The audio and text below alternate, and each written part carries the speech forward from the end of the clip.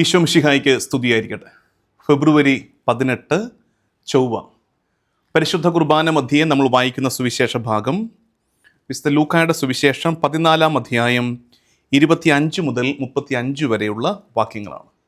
ലൂക്കായുടെ സുവിശേഷം 14-ാം അധ്യായം 25 മുതൽ 35 വരെയുള്ള വാക്യങ്ങൾ. ലേഖനം യോഹന്നാൻ ശ്ലീഹായുടെ 1-ാം ലേഖനം 2-ാം അധ്യായം 12 മുതൽ 17 വരെയുള്ള വാക്യങ്ങൾ, 13 മുതൽ 17 വരെയുള്ള വാക്യങ്ങളുമാണ് ലേഖന ഭാഗം.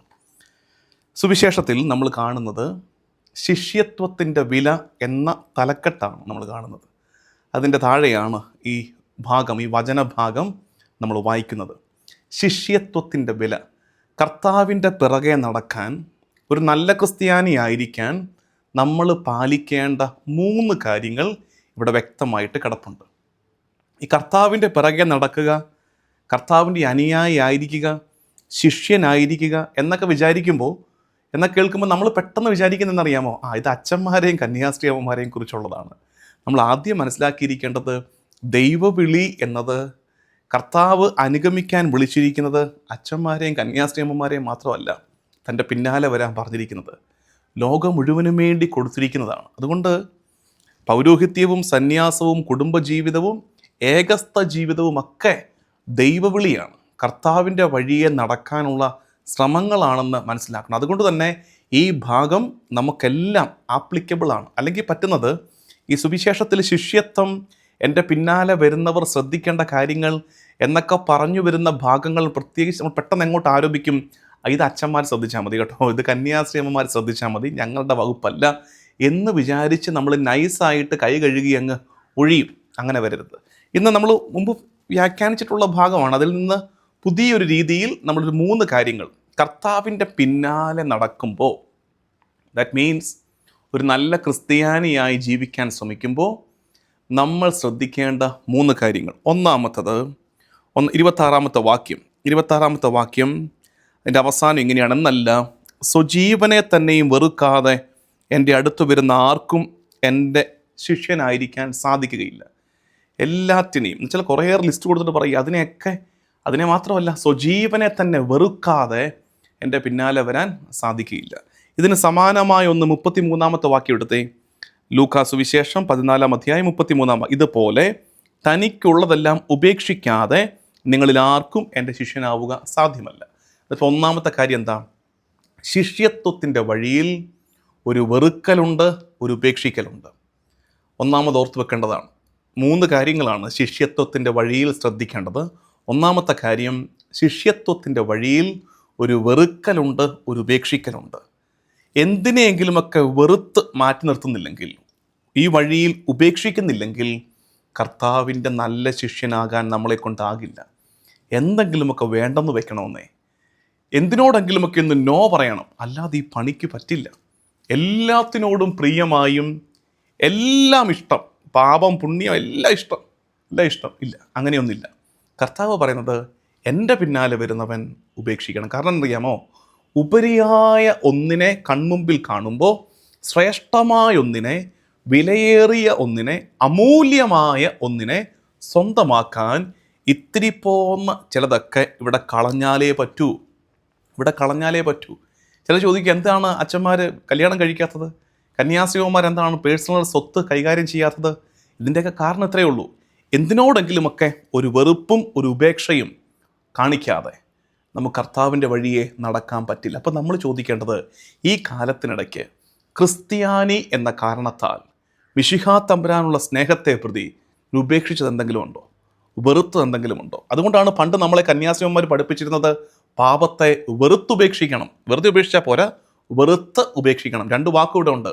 ചിലതിനോടൊക്കെ ഒരു വെറുപ്പ്, ചിലതൊക്കെ ഒന്ന് ഉപേക്ഷിക്കണം. ശിഷ്യത്വത്തിൻ്റെ ഒന്നാമത്തെ തലം അതാണ്, വെറുക്കണം, ഉപേക്ഷിക്കണം. രണ്ടാമത്തത്, സ്വന്തം കുരിശു വഹിക്കാതെ, 27-ാമത്തെ വാക്യം: സ്വന്തം കുരിശു വഹിക്കാതെ എൻ്റെ പിന്നാലെ വരുന്നവന് എൻ്റെ ശിഷ്യനായിരിക്കാൻ സാധിക്കില്ല. അതായത് കർത്താവിൻ്റെ ശിഷ്യത്വത്തിൻ്റെ വഴിയിൽ കുരിശുണ്ട്, സഹനമുണ്ട്. That's part of the package. സഹനം ഈ യാത്രയുടെ ഭാഗമാണ്.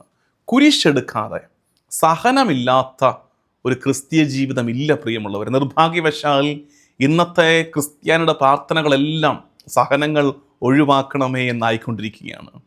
കുരിശേറിയവൻ്റെ അനുയായികൾ, സ്വന്തം കുരിശെടുത്ത് തന്നെ അനുഗമിക്കുവിനെന്ന് ആഹ്വാനം ചെയ്തവൻ്റെ അനുയായികൾ ഇന്ന് കുരിശ് വെട്ടിക്കണ്ടിച്ച് അടുപ്പിൽ വെക്കാനുള്ള തിടുക്കത്തിലാണ്. അരുത്.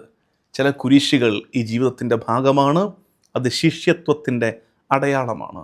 ഒന്നാമത്തെ കാര്യം, ഈ യാത്രയിൽ ചിലതൊക്കെ വെറുക്കണം, ചിലതൊക്കെ ഉപേക്ഷിക്കണം. 2, കുരിശെടുത്താണ് ഈ യാത്ര നടത്തേണ്ടത്. ഈ വഴിയിൽ സഹനം ഈ യാത്രയുടെ അനിവാര്യതയാണ്. ദാറ്റ് ഈസ് ഇന്നെവിറ്റബിൾ, ഒഴിച്ചുകൂടാനാകാത്തതാണ്. Sufferings are part of this. കുരിശെടുത്തവൻ ഗുരു മുമ്പിലുണ്ട്. ഗുരുവിൻ്റെ വഴിയല്ലേ ശിഷ്യൻ നടക്കേണ്ടത്.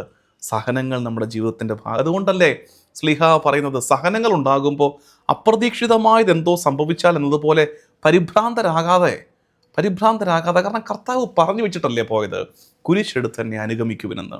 മൂന്നാമത്തെ ശിഷ്യത്വത്തിൻ്റെ മൂന്നാമത്തെ ശൈലി നമ്മൾ ആർജിക്കേണ്ടത്, ഗോപുരം പണിയാൻ ഇച്ഛിക്കുമ്പോൾ അത് പൂർത്തിയാക്കാൻ വേണ്ട വക തനിക്കുണ്ടോ എന്ന് അതിൻ്റെ ചെലവാദ്യമേ തന്നെ കണക്ക് കൂട്ടി നോക്കാത്തവൻ നിങ്ങളിൽ ആരുണ്ട് എന്ന് വെച്ചാൽ, ഈ യാത്രയിൽ നിരന്തരം നടത്തേണ്ട ഒന്ന് സെൽഫ് അസസ്മെൻറ്റ്.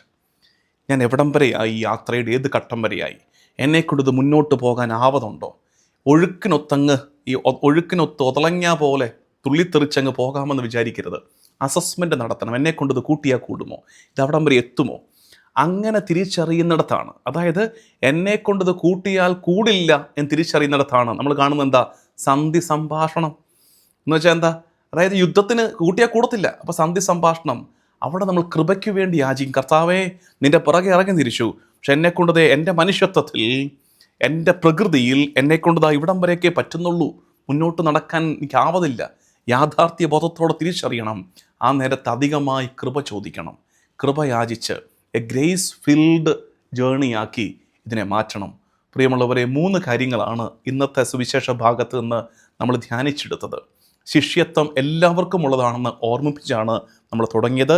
എന്നിട്ട് നമ്മൾ പറഞ്ഞു, ശിഷ്യത്വത്തിൻ്റെ വഴിയിൽ 3 കാര്യങ്ങൾ ശ്രദ്ധിക്കണം. ഒന്നാമത്തെ കാര്യം, ഉപേക്ഷിക്കൽ, വെറുക്കൽ ഇതിൻ്റെ ഭാഗമാണ്. 2ാമത്തെ കാര്യം, കുരിശെടുക്കണം. സഹനം ഈ യാത്രയുടെ ഇതിൻ്റെ പാർട്ട് ഓഫ് ദ പാക്കേജ്, ഇതിൻ്റെ ഇന്നെവിറ്റബിൾ, ഒഴിച്ചുകൂടാനാകാത്ത ഘടകമാണ് സഹനമെന്ന് തിരിച്ചറിയണം. 3ാമത്തത്, എപ്പോഴും ഒരു വിലയിരുത്തൽ നടത്തിക്കൊണ്ടിരിക്കണം. നിന്നെക്കൊണ്ട് പറ്റുമോ, എവിടം വരെയായി, ഇനി എന്താണ് കുറവ്? അങ്ങനെ സെൽഫ് അസസ്മെൻ്റ് നടത്തുന്ന ഒരാളാണ്, സെൽഫ് അവെയർനെസ് ഉള്ള ഒരാളാണ് കർത്താവിൻ്റെ മുമ്പാകെ കൃപ യാചിക്കുന്നത്. കർത്താവ്, എനിക്കിത്രേ പറ്റുന്നുള്ളൂ എൻ്റെ മനുഷ്യപ്രകൃതിയിൽ, ഈ കുറവിൽ, ഈ മനുഷ്യപ്രകൃതിയുടെ കുറവിൽ നിൻ്റെ കൃപ പ്രവർത്തിക്കട്ടെ എന്ന് പ്രാർത്ഥിക്കാൻ പറ്റണം. നമുക്ക് പ്രാർത്ഥിക്കാം. കർത്താവും ദൈവമായ ഈശോ മിശിഹായെ നിന്നെ ഞങ്ങൾ ആരാധിക്കുന്നു. ഈശോയെ, ശിഷ്യത്വത്തിൻ്റെ വഴിയിൽ നീ ഞങ്ങളെയും ഉൾപ്പെടുത്തുന്നതിനെ ഓർത്ത് നിനക്ക് നന്ദി പറയുന്നു. ഇതൊരു കേവല ലാഘവ യാത്രയായി മാറിപ്പോകാതെ, ഇതിൻ്റെ അർത്ഥമറിഞ്ഞ് ആഴമറിഞ്ഞ് ഒരുക്കത്തോടെ നിൻ്റെ കുരിശിൻ്റെ വഴിയെ നടക്കാൻ ഞങ്ങളുടെ മേൽ നീ കൃപ ചൊരിയണമേ.